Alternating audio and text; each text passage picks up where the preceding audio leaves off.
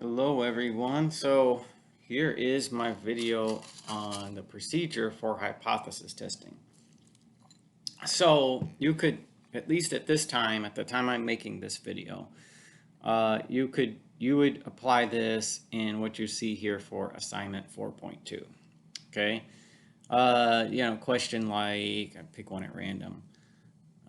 This one, where it gives a nutritionist claims something about the mean tuna consumption or something like that. It says perform a hypothesis test at alpha. Like, okay, that's what this assignment is about. Okay, some of the problems start off fairly simple, and they just ask you about one part of the hypothesis testing procedure, like this one.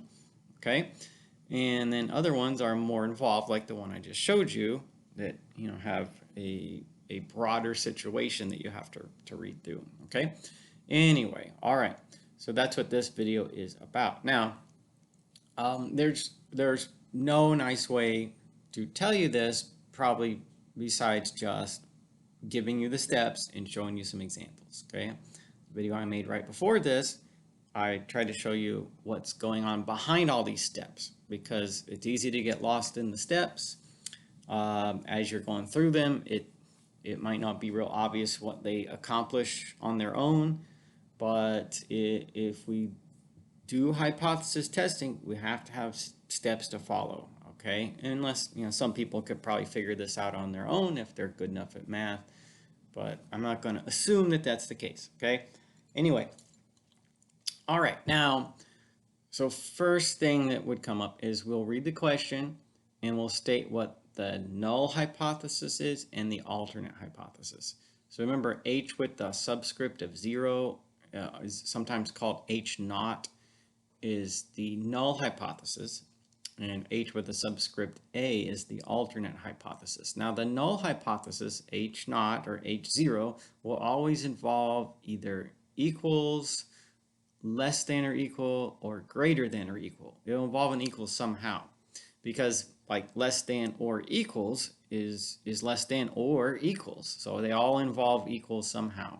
So if you read a question and there's a statement in it that involves equals or more than or equal to or something like that, then that would be the null hypothesis. Okay, but we'll look at some examples.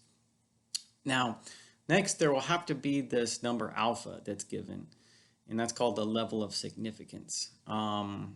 In the video I made before this, I said that the sample mean we got was so unlikely that something had to be wrong with the situation. Okay, so you have to go back and watch that video. But yeah, so there's got to be a number that says if what is happening is this unlikely, then we're going to question the situation. We're going to start to think something's wrong. Okay, so that's what this number alpha is, but it will be given. This number is not something you decide. Okay, then you calculate something called the standardized test statistic. Okay, and there's two ways you could do this formula. You see both of them here. I think the one that's easiest, like if you have a handheld calculator that you're using, is this one. Okay. And what it says to do is you take the sample mean, x bar, minus the population mean, mu, then you multiply that times the square root of n, where n is the sample size, and you divide that by sigma, which is the population standard deviation. Okay, now for, x bar, the sample mean, in the sample size, like that, you'll be given that, or you'll figure it out. Sigma, the population standard deviation, that will be given. And mu, the population mean, that will be somewhere in the null hypothesis, H naught, H0. Okay, so we'll have to go look at that to figure out what mu is.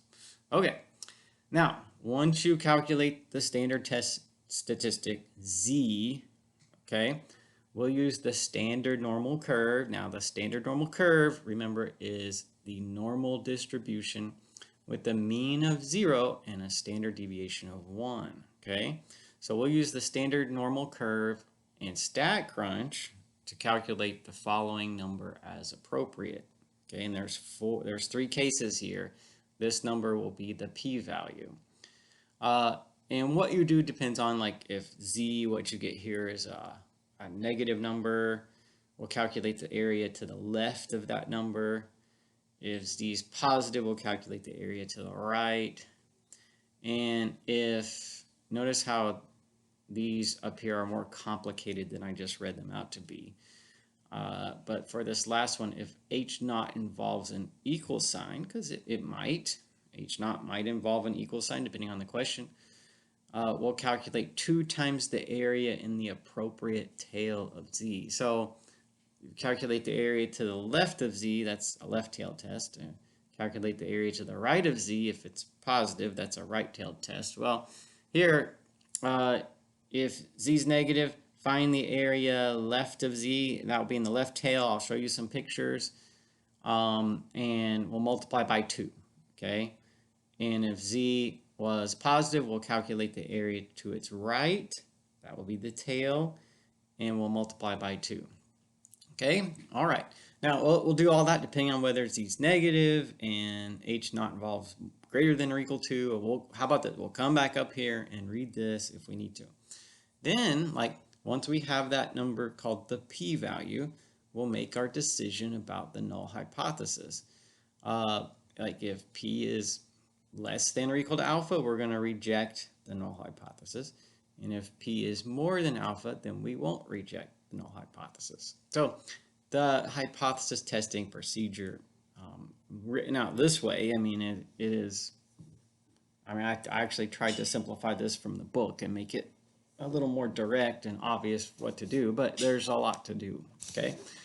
All right, now it's like, obviously, like, don't we need to see some examples? Okay, yeah, we gotta see some examples to clarify each of those steps, okay? All right, so StatCat says nothing but examples to follow from this. So first, let's do some questions where we just maybe focus on the individual steps and not go through the whole procedure, okay? I wanted to read it all to you and so we can get an overview, but here's a question where we just find the p-value. So let's go back up here. So see, we're going to calculate this number z, and that's called the standardized test statistic. And then the p-value is like the area left of z if z is negative, or right of z if z is positive, okay, on the standard normal curve. So if I'm using a right-tailed test with z is 1.38, that would be on the standard normal curve, according to what I just read up there, the area right of 1.38 on the standard normal curve. That would be the p-value. Well, okay, so I have here's the standard normal curve, and I've already done the math to tell you what that number is, but let me remind you how you would do that. Like, you would, from the problems in my math lab, you can open Statcrunch, and I'm going to go to stats and then summary stats or calculators and then normal. And the normal distribution that comes up is the standard normal by default, okay? Mean of 0, standard deviation of 1. And I wanted to find the probability of being more than, I think it was 1.38. Let's see, 1.38. And I get 0.0837 or so. Okay, right, that's how you would use Statcrunch to do this. So 0.0838 with some rounding. All right, so that's how you do this one step right here. Maybe it's not so bad. Like, you'll calculate z by this formula, and then you'll do like what I just showed you to find the area either left or right or however it is, okay? Statcrunch makes that part easy to do. Okay, so, well, that's one step. Like, you know, maybe there's a lot of steps, but at least like that one's not so bad. Now, this is another question that's just focusing on one particular step, okay? So in the previous question, okay, the one I just did, okay, I calculated P was 0.0838.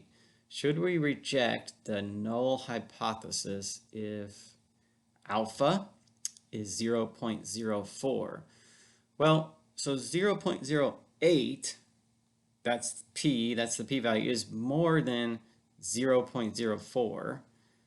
And so I remember it said up here in the guidelines, if the p-value is more than alpha, then we do not reject the null hypothesis. Okay, so we do not reject, and so no.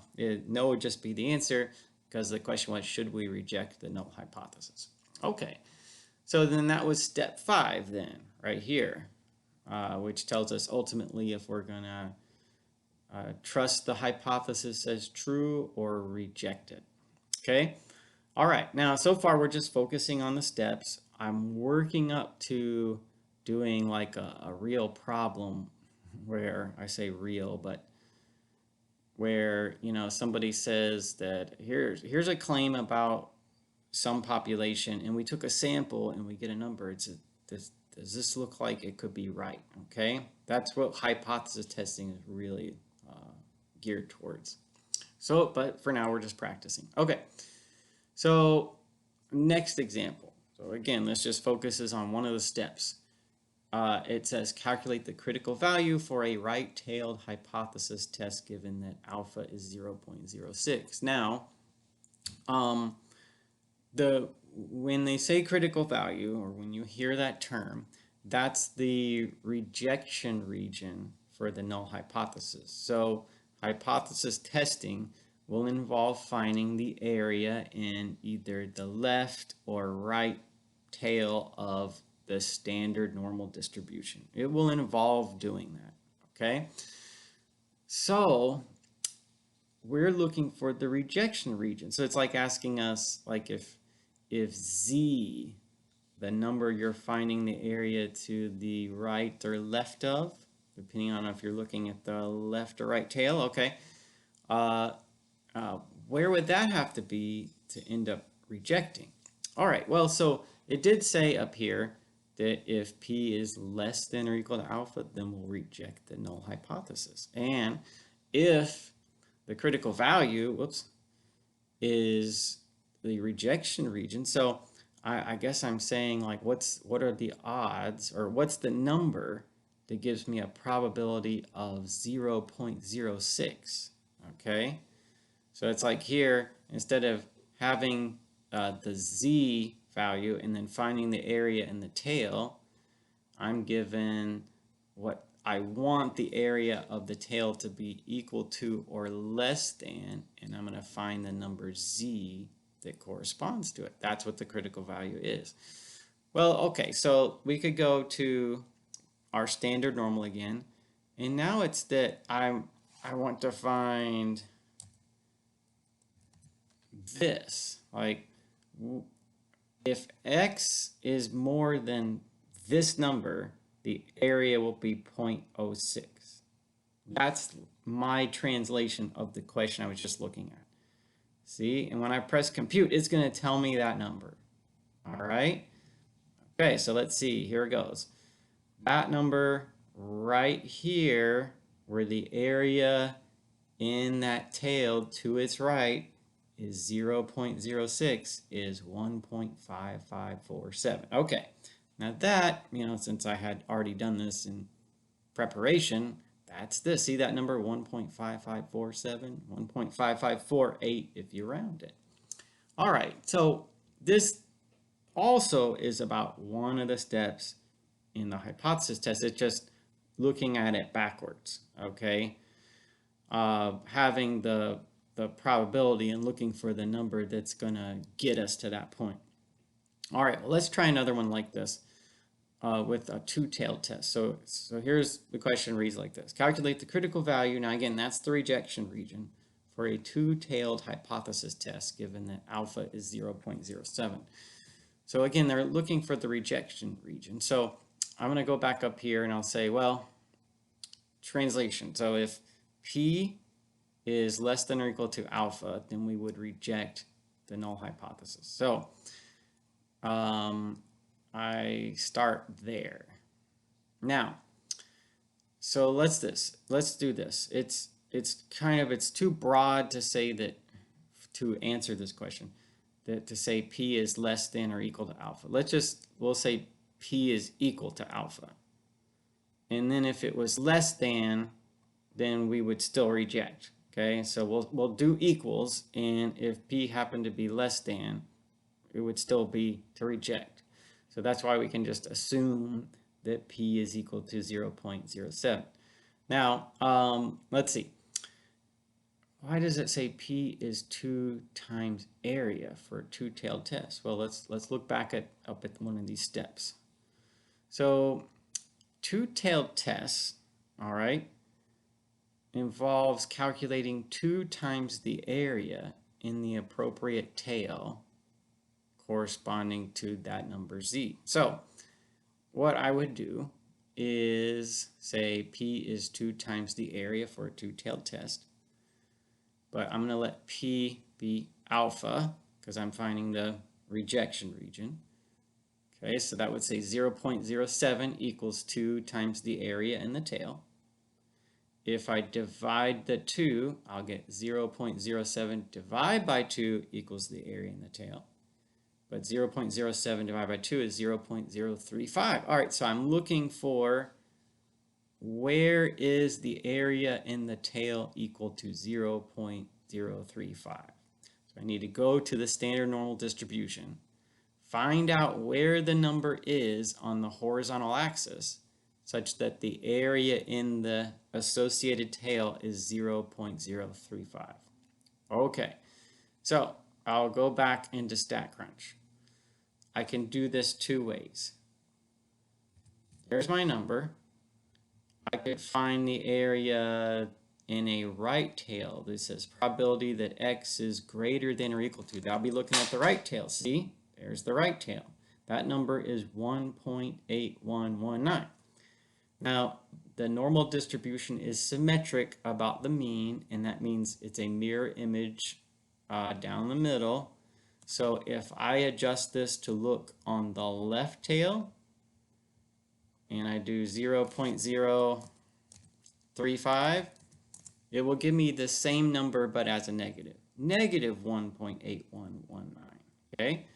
So my number is, if you're looking in the left tail, negative 1.8119, and if you were looking in the right tail, 1.8119. Okay?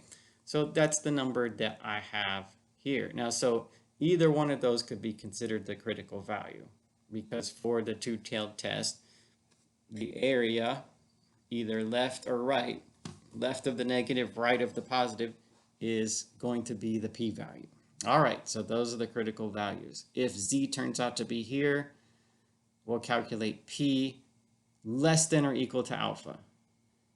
If Z happened to be over here at positive 1.81, we would do this calculation in reverse and get P less than or equal to alpha. In either way, we would reject.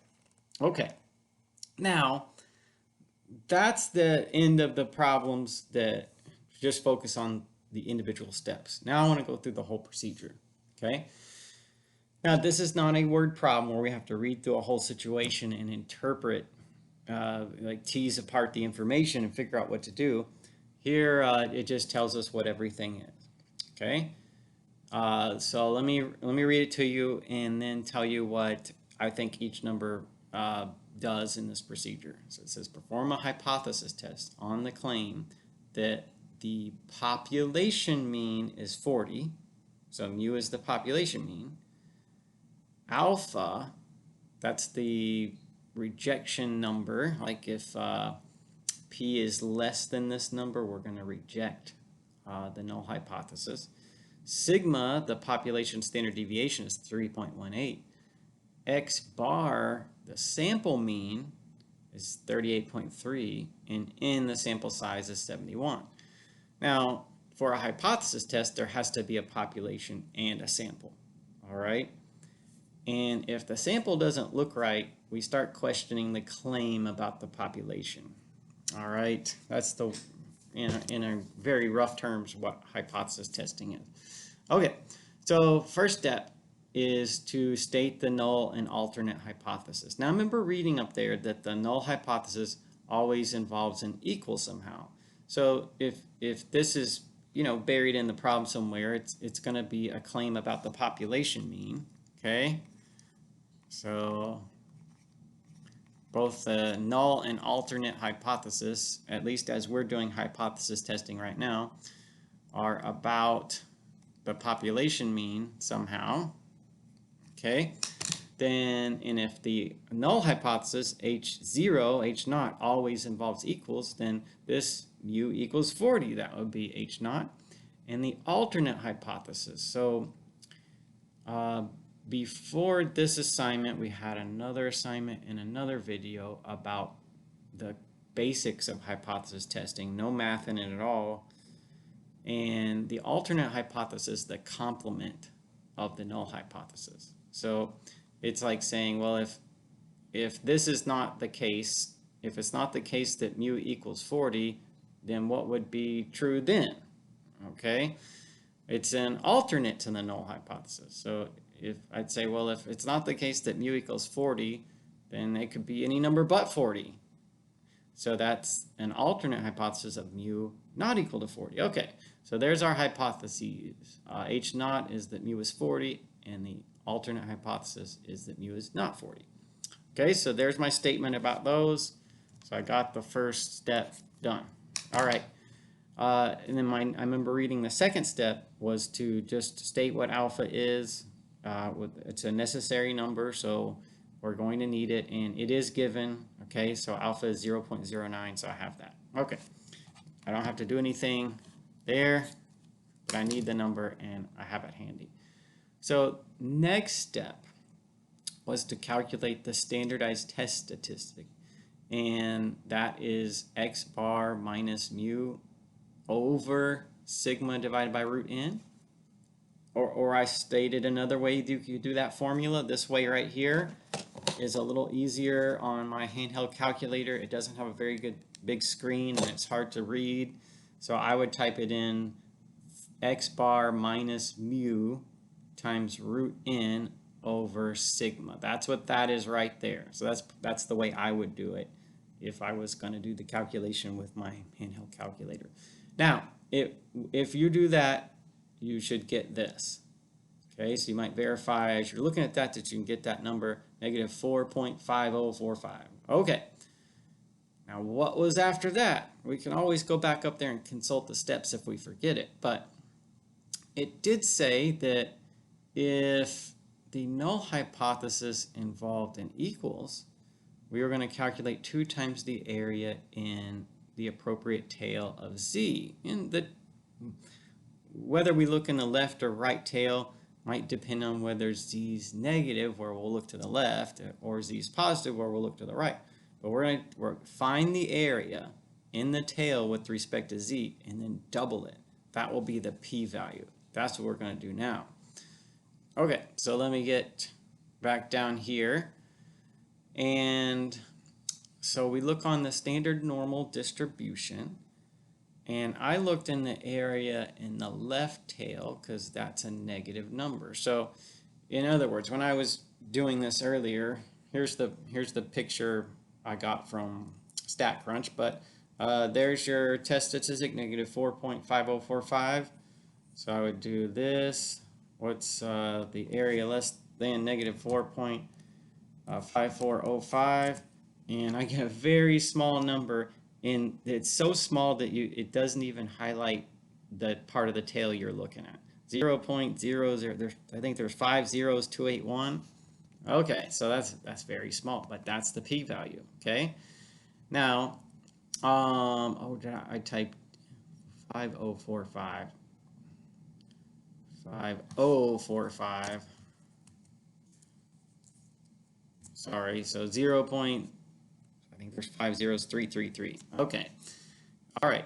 That is the number here. Okay. That's the area in the tail. That's the area to the left of negative 4.504 on the standard normal. Now it said that in that case, I would calculate double that number, double that area, and that's the p-value. So p is 0.00000066. Okay, All right, so I'm all the way up to step 4 out of 5 steps. The last step says if the p-value you get here is less than alpha, less than or equal to alpha as it's given to you, 0.09, then I would reject the null hypothesis, okay? So yeah, 0.0000066, that's smaller than 0.00 or 0.09. It's safe to say yes, p is less than or equal to alpha, so we reject the null hypothesis. So now, what that would mean is this sample mean is suspiciously small that it makes us question whether that population mean is actually true. Okay? It could be a mistake. After all, people make mistakes. Somebody calculated the population mean or made a claim about it, and this sample is small enough or different enough from the population mean that we say it's not true. That's what rejecting the null hypothesis amounts to. Okay. All right. So let's try another one. And then we'll do an application problem. Okay. So here, this is another problem where the numbers are just given and we're just going to practice going through the steps. So perform a hypothesis test on the claim that the population mean is more than 1280, given that alpha is 0.09, sigma 212.26, x bar 1300.95, and n is 300. Okay, so population mean more than 1280, population standard deviation 212.26. Sample mean, a sample of 300 was taken, and a mean of those was calculated 1300.95. Okay, all right. Now, this here, first step is what's the null hypothesis? Let me see. I'm feeling a little bit. It just occurred to me I did not check these off as I did them. I know that's an insignificant detail, but I feel better. Okay, so first step. What are the null and alternate hypotheses? The hypotheses, I guess. This here may be the claim that's given, but it can't be the null hypothesis because the nature of the null hypothesis, for reasons that are fairly technical that I won't include in this video, I will always involve an equals, a less than or equal, or a greater than or equal. That's how it is. Okay, so this may be the claim that's given, but it's not the null hypothesis. It's the alternate hypothesis. Now these two are complements of each other, and one is what's true if the other is not true. So if it's not the case that mu is more than 1280, what would you say about it?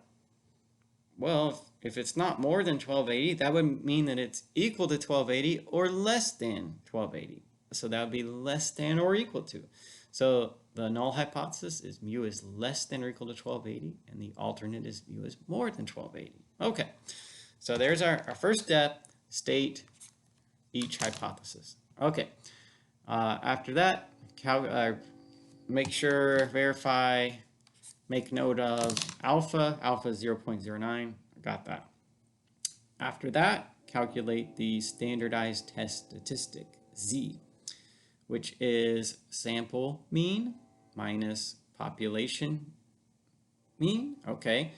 Now, in this hypothesis right here is implied that the population mean is 1280. Okay. And I know it says less than or equal to 1280, and the reasons are somewhat technical why we just assume 1280, but that's what we do. Okay, so yes, I know that says less than or equal to 1280, but that means that I can go through this test with the assumption that mu is 1280. Okay, so sample mean minus population mean times root of sample size is 300, over standard deviation for the population, which is 212.26. So we do all that math, like me, at least when I did it today, with my handheld calculator, I got 1.71. Make sure you can get that number, like however you do it, with whatever calculator you have. All right, 1.71. Now that's a positive number. So I remember up here, I wrote down to show you that if H naught involves less than or equal to, Z will turn out to be positive, and we'll calculate the area to its right. Okay, so I need to calculate the area to the right of 1.71 on the standard normal distribution. And here I'm saying you'll get 0.044. I would like to show you. So let's say we pull up the standard normal and we calculate the area to the right. So we would choose this way, x greater than or equal to, and then my number 1.71, and I'll get 0.0436. Okay, so 0.0436 will round to 0.044. All right. So that's the p-value. That's what it said to do to get the p-value, and that's what my instructions up there said the p-value was. Now, here, to make the final decision about the null hypothesis, it said if p is less than or equal to alpha, less than or equal to, but in this case, p is strictly less than alpha, right? Let's see, p is 0.044. Alpha is 0.09, and so we're going to reject it. Okay, that was what my last step in my summary of steps up there said to do.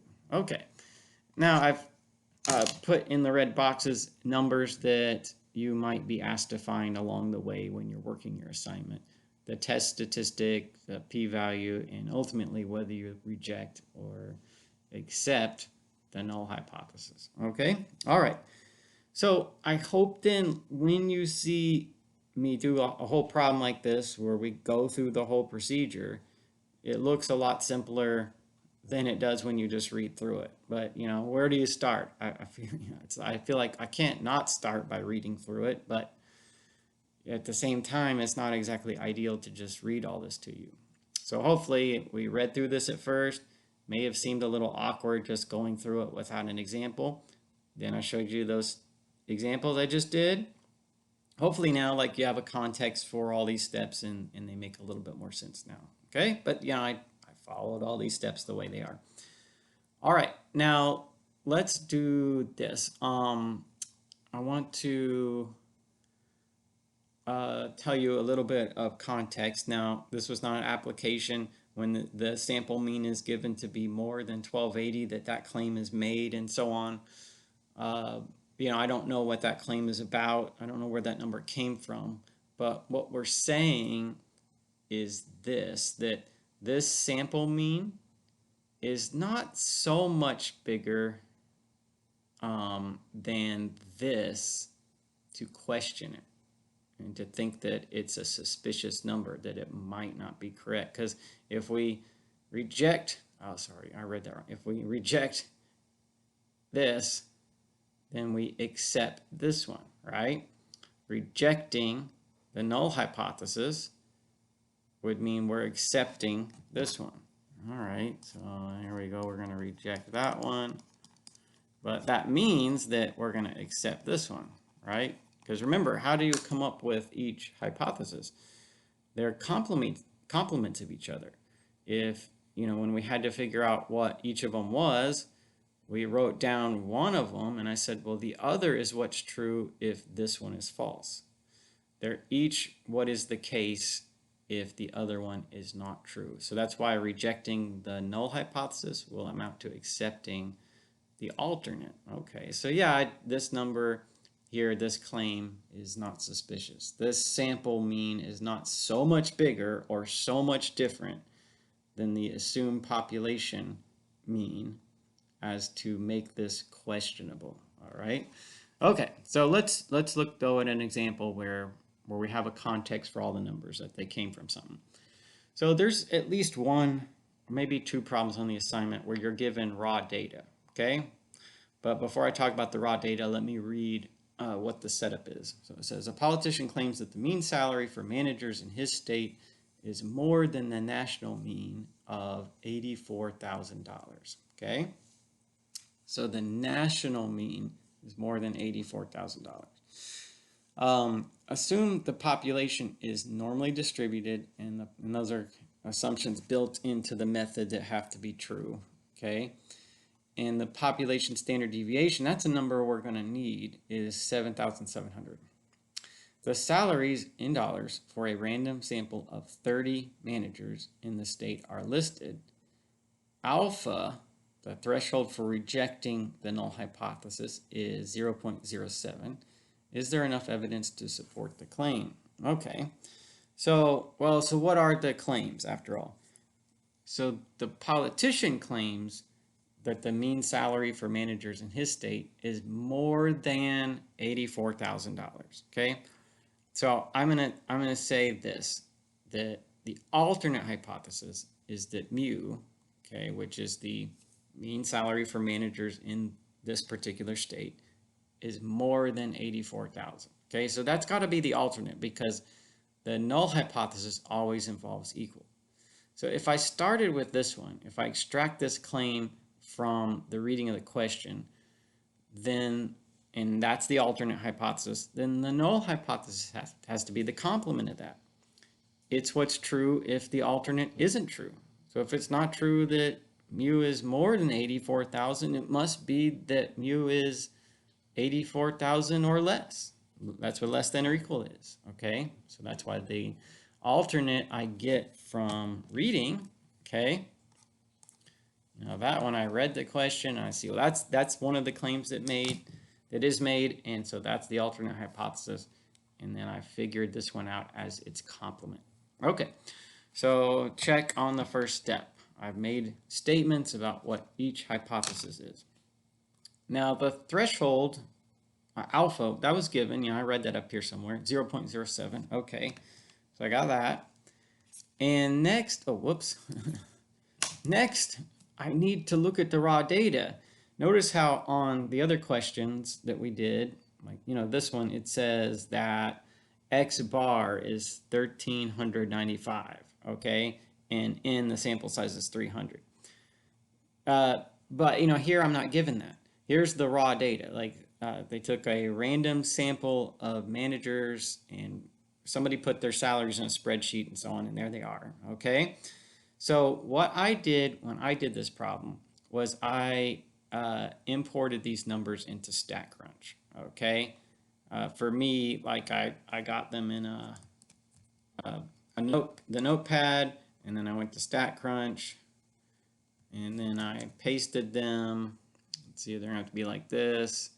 There they are. Okay, so here's all the salaries in Statcrunch, and then I go to Stat and Calculators, Summary Stats, Columns, and I want, let's see, whoops.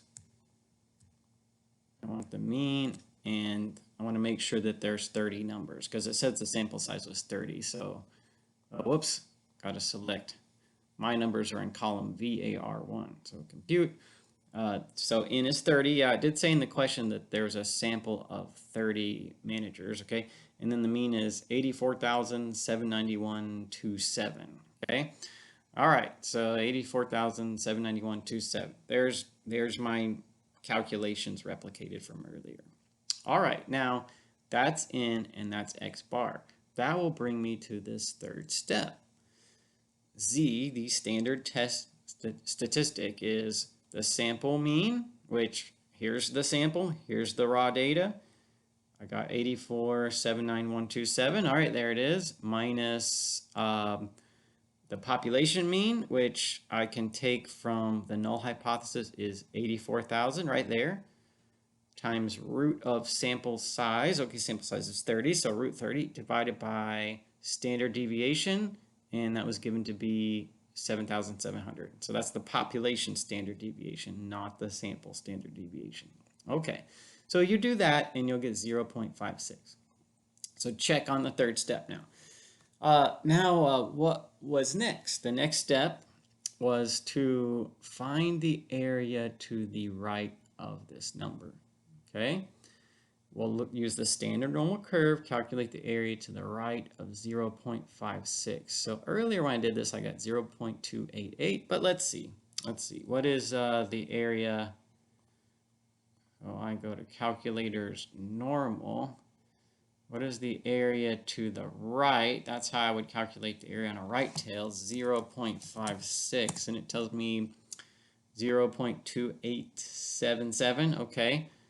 So 0.2877 rounds to 0.288. All right, I got that then. So we can check the fourth step. So there's a lot of steps, but each step might on its own be simple. And then my ultimate decision, P is more than alpha, right? So P is 0.28 and alpha is 0.07, and so 0.2 is more than 0.07. So yeah, P is more than alpha. And in the instructions, the procedure for the hypothesis test was to not reject the null hypothesis. So I'm going to not reject it, and so I think that this is true. Okay, so you can think of it that way. I'm not going to reject it. I'm in a way I'm rejecting the alternate. Okay, I'm accepting the null hypothesis is true. Well, so then I can think about this in the context of what the politician said. The politician claimed the mean salary for managers in a state was more than the national mean. Okay. So I'm accepting this and I'm going to reject that, right? This is the one I'm rejecting. I'm rejecting the politician's claim, is what it turns out. Okay. Now, anyway, if we accept one, we reject the other and vice versa because they're complements of each other. That's the way that we can interpret this last step either way, whether we reject the null hypothesis or we do not reject it. Okay.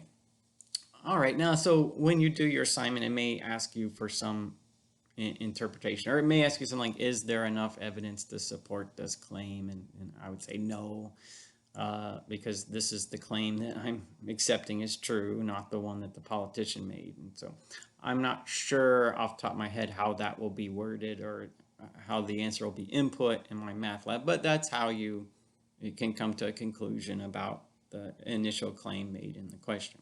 Okay, now, so maybe write down this procedure in a way that makes sense to you. If you got a good memory, maybe you can memorize it. And remember to use Statcrunch. When I do the videos, I think I normally have Statcrunch pulled up and ready to go. But I feel better if I remind you that, say if you're working on my math lab, you can get to Statcrunch this way. So when I have a question like so, whatever the question is, Statcrunch is one of the options under Get More Help, okay? So as I just kind of took it for granted as I was making the video that you have Statcrunch, that's how you'll get to it for whatever you need to do in these steps, okay? Especially if it's one like this where I have all that data right there. If I had to calculate the sample mean of these numbers that's highlighted with this, then that would take me longer to do than it took me to do the whole question, all right? Way longer. So use Statcrunch. It's your friend in this sort of thing. It makes things a lot easier. Otherwise, let me know if you have any questions.